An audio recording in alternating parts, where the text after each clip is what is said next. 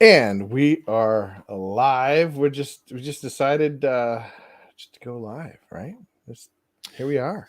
Just to go live. Yeah. My life is like an apocalyptic event at the moment. Not really, but just all sorts of just things raining down that I'm just like, oh, okay, this is major. I'm just going to put this aside though for a little while and just do some fantasy football because I can't mentally deal with it right now. So, wow, let's hit the intro.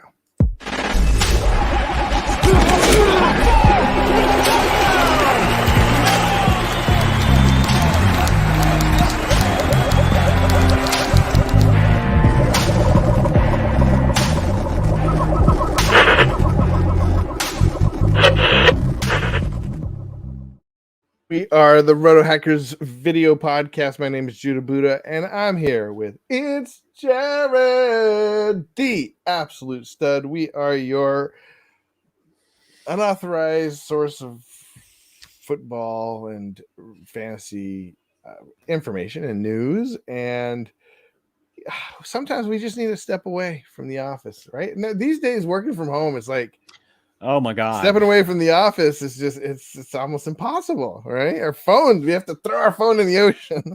Yeah, I was talking to a coworker, and she was talking about sorry, I'm just getting text from him now. Still, of course. I was talking to a coworker, and she was like, "Oh, or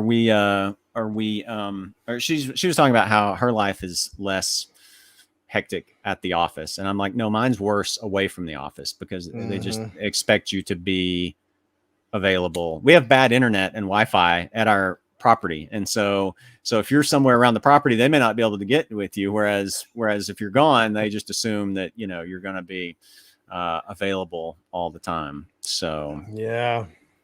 I mean, if you compare it to the boomers growing up, going to work, they left the office, they locked it down, they were done, right? I mean, maybe you could do a little research, you could take some files home with you, but there was no like now we have like everything's here, we could access. All right, let me go check, let me go do that. Oh my goodness, boundaries. We got to set boundaries. Yes. Limitations. Yes. And so thus people will abuse those if you don't, or even if you do, they'll try to abuse Oh yeah. I mean, that's what setting boundaries is, right? Like, just in spite of the abuse, saying, right. Well, here we are saying to some fantasy. Well, no, we're saying, come on, fantasy football, come on. And we've got stuff going on. Do you have any feedback? Do you have any thoughts on the Thursday night game? Quite an interesting. I mean, it seems like we're getting some really decent football. Although I did think about what you said about the Thursday night injury correlation, as we have yet another DJ Chark goes down. Probably the rest of the season's over for him. He broke his ankle or something. I don't know what the long-term prognosis is. I know, he messed up his ankle, and I don't even know with the way DJ Chark has been if we can even really attribute that to Thursday night necessarily. But I was encouraged after I traded for James Robinson in like 4 leagues this week. I was encouraged by him. Now Carlos Hyde was out, but they really, I mean, this is what they need to do. I hope Urban Meyer is figuring out, they had more of a shot in this game because they gave the ball to Robinson more. Fed him the rock. Now in the first half, it seems like the second half, it was he got a touchdown, but he didn't get as many carries. I'm sorry, say that again. So Robinson didn't get as many carries in the second half. I noticed mainly because what's his name? Trevor Lawrence kept it. It was a lot of faking to Robinson in the second half and him taking it. Mm-hmm. Except for the touchdown. Yeah. I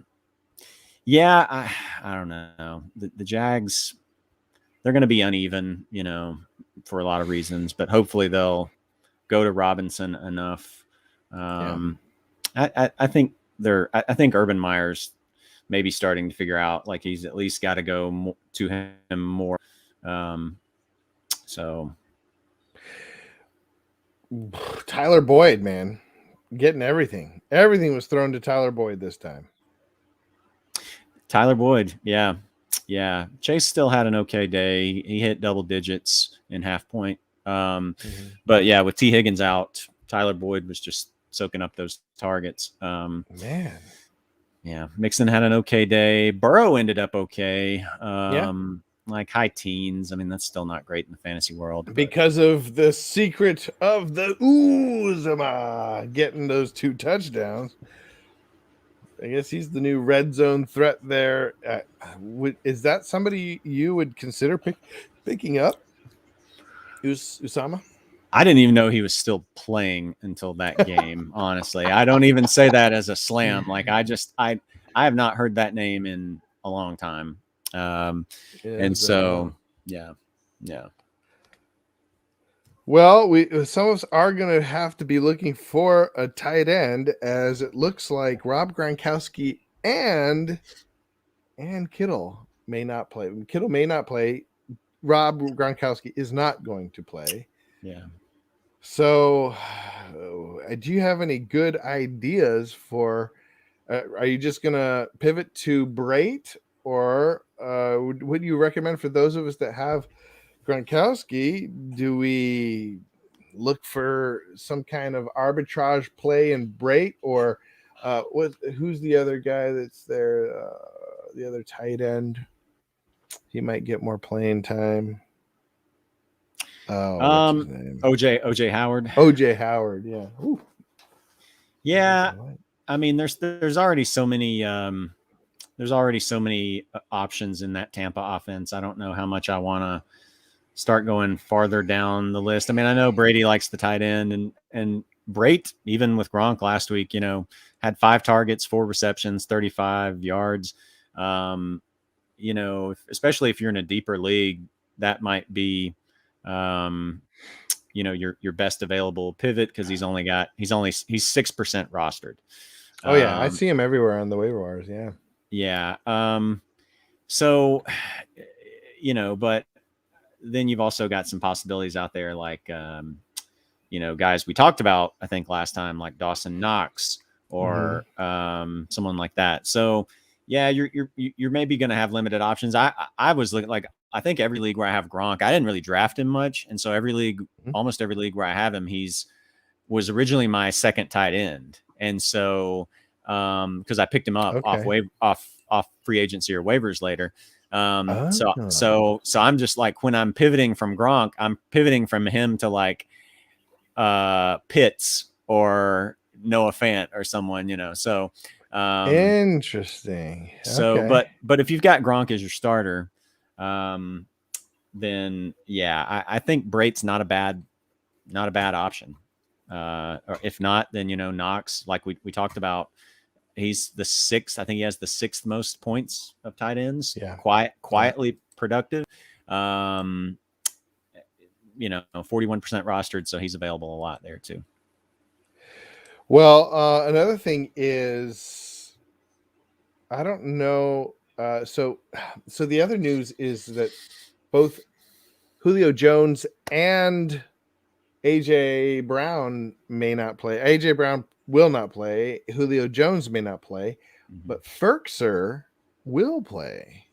Yeah, I think Julio's ruled out. I think Julio's he's totally ruled out. Let me double check, but I think he is. Yeah. So there's 2 little arbitrage plays that could be taken advantage of here. Ferkser, he's on the waiver wire everywhere because he hasn't had a good season up to now. Remember, he was one of the ones that is heralded as being somebody who's going to be a big target. He has chemistry with what's the QB there? In Titans QB, Ryan Tannehill. Tannehill. I always want to say Fitzpatrick for some reason. Yes, Tannehill. So he has he was supposed to have some chemistry, but then he got hurt. He didn't have a great first week, but we all know how the first week is sort of an outlier. But then he got hurt in the first week as well, and he's been out for 2 weeks. So people out of sight, out of mind, he may be a good play if you just want, they're going to throw to, who's the guy? Andy. There's I picked him up in some of the leagues. He got most of the targets last year as a wide receiver. Last week for the Titans in Brown's absence. I'm trying to remember what his name is.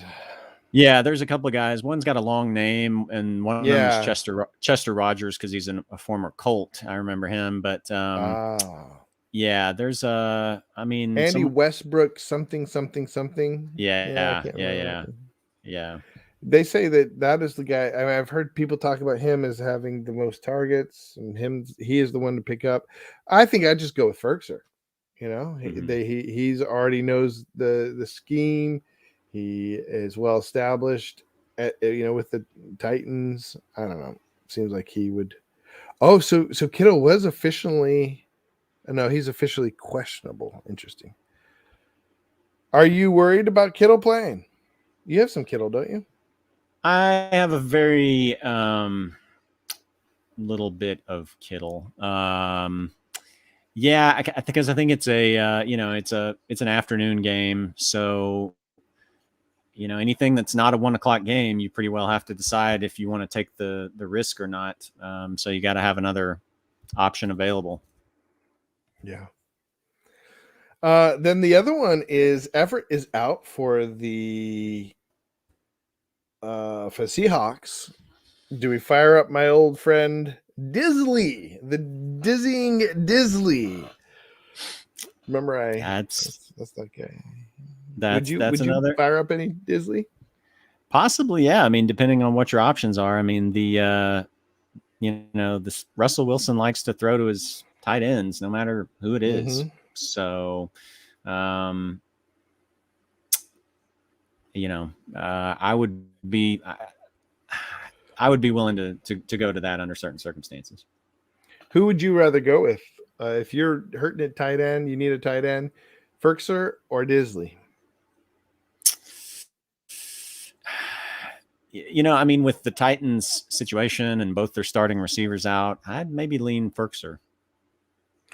Ferkser or what's his name? Brait.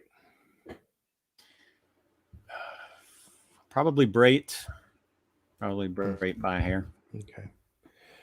All right. Well, we already got people watching. We got Anthony saying Anthony beat me by a considerable. Well, but it was close, and then it wasn't close. Yeah, last week. Anthony says, "What's up, Roto Hackers? What's up, Anthony? Good to have you in the chat watching." And we also got Boss Man Fat. I think we've had him in before. Maybe not. If I'm remembering wrong, it's good to have you. And thank you for joining us today. Boss Man Fat, Amari or Beasley this week? I think you just got to go with Amari, right? Yeah. Amari's not been getting a ton of targets lately, but last week even CeeDee Lamb didn't. They just didn't have to throw the ball that much. But yeah, playing Carolina. Do you think that Carolina is going to be? Obviously, I think Carolina's going to be a good enough offense to get. There's going to have to be lots of targets, but are they going to be too tough of a defense to overcome? Yeah, they're surprisingly turn out to be surprisingly pretty good. I think we'll learn more about them. There's been a couple of defenses that have. It's been hard to get a read on them because they haven't really played much of anyone, So, I think we're going to learn about some of these defenses like Carolina this week. Yeah. Definitely keep an eye on that. But I think I am with you. I'd go with Amari. Just hoping that he's the one who gets the targets, like as it was in week 1. Now another team that it seems like a lot of these teams are suffering is like whack-a-mole with the injuries, but the Steelers and their wide receivers. So it looks like Deontay Johnson's going to play, but Claypool doesn't look like he's going to play. Don't know really about Juju. They all seemed banged up. And last week, their favorite target was their running back, was Harris. So I know you have a lot of Deontay. Are you firing him up this week? I mean, I think you said if he's healthy or if he's in, you're playing him, right? Yeah. I just at this point, if he's playing and he doesn't look like he's just hobbled and going to be a decoy, then he's going to play wherever I've got him probably. I actually think, hot take, I think this is a difficult place for the Packers.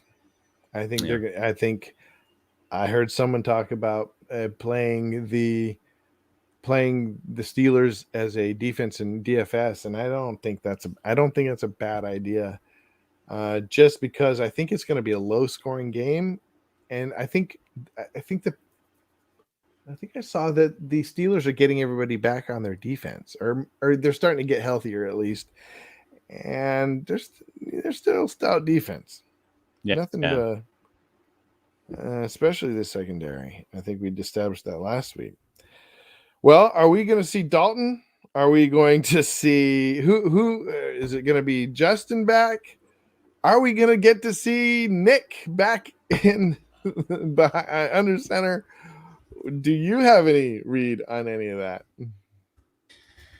I have not seen the latest on it today because I don't think I'm starting anyone. Like I'm sorry if you have Allen Robinson. I have one share of Allen Robinson. I do too.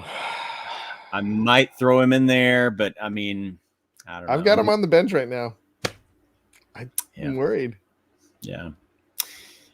It's what would make you feel better about him if they said Dalton was playing, or Nick was playing, or I can't actually Dalton. Actually, I would feel the best if they said Dalton's playing. I think I would consider putting him in more. Yeah. I don't know. At this point, I might feel better I think Fields would probably be the least right now because I mean, he's mobile, but man, that was a rough game. Dalton or Nick Foles, man, I don't know on that one. I think that's just kind of a wash. So, yeah, agreed. Bossman says if I told you guys I had Deontay and Devontae, you think that would change your minds on Beasley, or should I stick with Amari because higher upside? I mean, Beasley is not a bad play. It looks like Vegas has them winning by 15 points, but that could be 15-0, right? I mean, it could be 30-0, 15-0.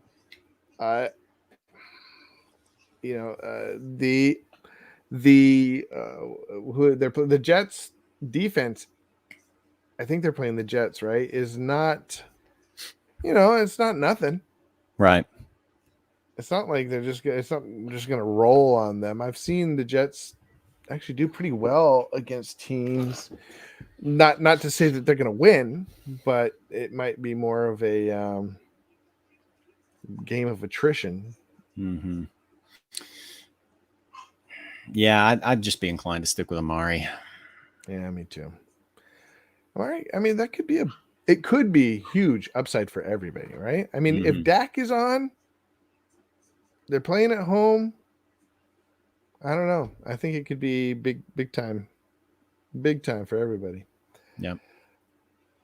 All right. Let's see. Is there anything else in the news to hit here? Lockett might not play. Hip. Saw that. Yeah.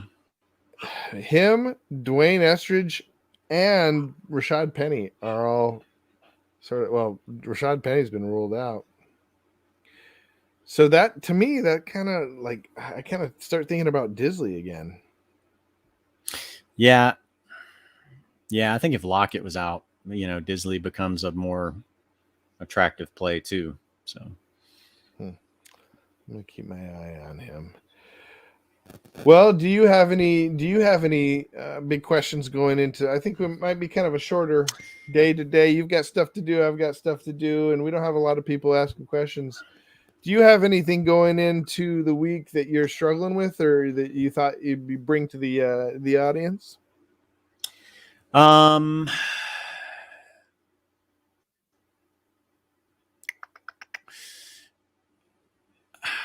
Not off the top of my head. Sorry, I'm I'm so distracted right now with everything going on. I'm gonna have to. Yeah, I'm gonna have to be Robin on this. Not that I'm not always Robin for this podcast, but especially you're gonna have to be Batman today. Okay, I gotcha.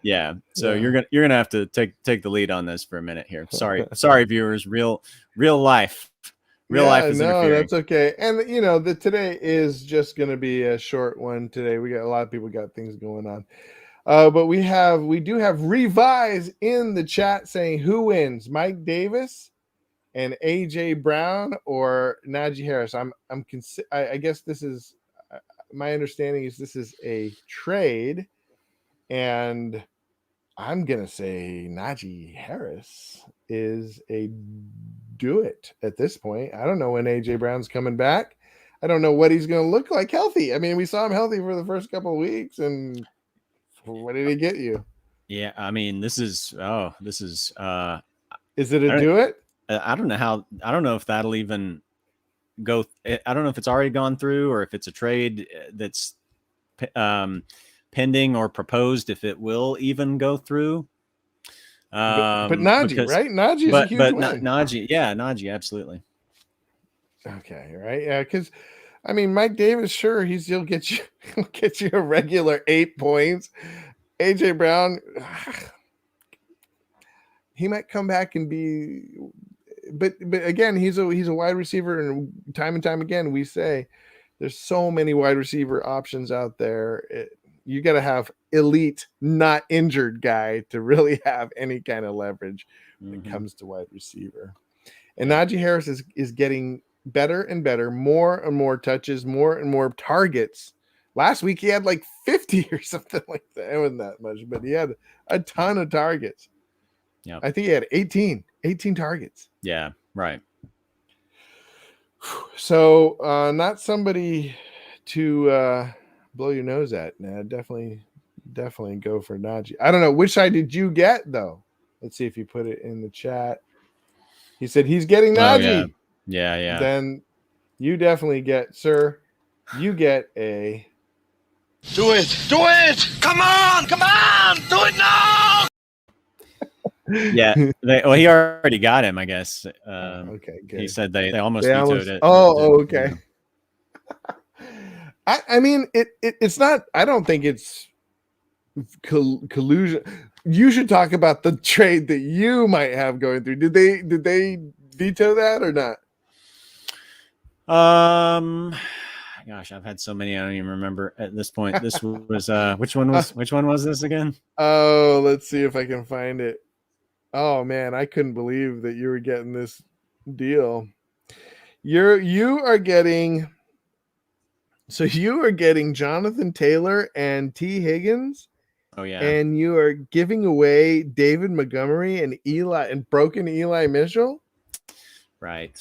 Let's see. I don't think it's been vetoed yet, but it usually takes a while. Let's see. I mean, I just don't understand how anybody. So you're giving away Eli Mitchell, who you got off the waiver wire, who's injured right now, and who knows what that backfield looks like. Mm-hmm. And you're giving away David Montgomery, who he's solid. I mean, his main problem is he's in a bad offense. Yeah, he's in probably the worst offense in the NFL right now. Right, and you're getting Jonathan Taylor, maybe second worst to the Jets. Yeah, okay. At least we know who's going to be quarterbacking the Jets, though. I guess I don't know, but you're getting Jonathan Taylor, who admittedly hasn't been great, but they're trading away Mack, what's his name, Marlon Mack, and I mean he only gets better during the season. He's had plenty of carries, he just hasn't had touchdowns. And you're getting T. Higgins, who's just kind of banged up right now. He is injured, but is going to come back to a great offense. Mm-hmm. And I think that I'm surprised it hasn't. Well, I guess I'm not surprised it hasn't been vetoed because it's not. It doesn't look like collusion, and in fact, I don't think anything should be vetoed, unless it looks like just total collusion. Someone's just totally feeding and tanking their team for the benefit of somebody else. Yeah. Do you ever veto trades? I haven't run a league in a long time as far as but I mean, like on a, vote. Like I've voted against them. Yeah. The thing I don't like about Yahoo, the public leagues, is that they originally said, and I think this may have been originally how it was, that they, they changed it from, or at least in the prize leagues, they changed it from just an automatic 4 veto votes to having a person review it. And then supposedly there was going to be a fair arbitrator. And then eventually I think it just went back to, even though they technically still have someone to review it, it's just, if there are 4 people who veto it, I think they just automatically go ahead and veto it. I had somebody I'd contacted Yahoo about that, and someone basically admitted yeah, that's really just how it is now. They just don't want the hassle of judging oh, is this a fair trade or not? And so really they just, if there's 4 people that vote against it, they just veto it, something like that. That's what I was told. Yeah. Wow. So, yeah. You heard it here, folks. Inside information. So let's see, Jonathan Taylor. Anyway, just looking at Anthony's. Jonathan Taylor. Anthony says Jonathan Taylor, just 225 total yards over the past 2 weeks. Mini slump, or should we be worried? So I don't know what you think, but my impression is that people were just way too high on him, had just way too high expectations, and now their expectations are just too low. He's just a to me, he's a high number 2 running back. So, I mean, the problems have been, Carson Wentz's status with the Colts. Yeah. The offensive line, more so the offensive line. I mean, Carson Wentz did play 2 games healthy. And then last week he was playing on 2 sprained ankles. The offensive line has, they've lost Quentin Nelson. They just put Quentin Nelson on 3-week IR. He's their best offensive lineman.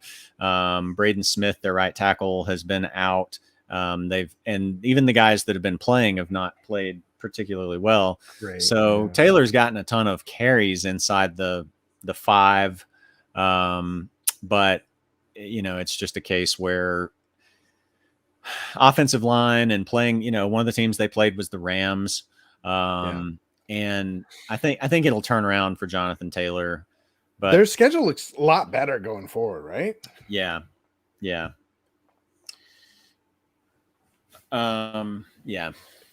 So. I agree. Now, on the other hand, I don't think he's ever been. I think he's a talented guy, but I just don't think he has that extra elite boost that some. He's not. For example, he's not a Nick Chubb. He's not a. He doesn't have that kind of wow type play with his. I would say his lateral agility, or he's strong. He can hit a hole hard. He does have some lateral agility and good vision, but it's just not I don't know. I think with a good offensive line, he's really good. But yeah, like you said, with the offensive line breaking down, he's not as fast as I think everybody thinks he is too. And do you find him to be a real speedy guy? No, he's not that fast. I mean, he's more of a complete back. So I'm sorry, I've got to cut it short today. Okay. I'm going to let you handle it from here. I've got to get off and deal with some work stuff. Yeah, I got to go too pretty soon. And so I'm just going to sign out I'm just going to kind of wrap things up. Thank you for joining us, man. And I pray for peace and that you get things wrapped up. All right. All right. And satisfied. All right. Thanks, bud. All right. Thanks. Bye. All right. So it's just me, and I'm just going to wrap things up. I think this is it. If you have any questions, I can answer them. But for the most part, I think things are pretty straightforward for this week. Mainly because there's not a lot of healthy players. So there is one thing I'd like to mention. I didn't get a chance while he was on here to get his take, to get Jared's take. But let's see if I can find the player I was going to talk about real quick. If you see,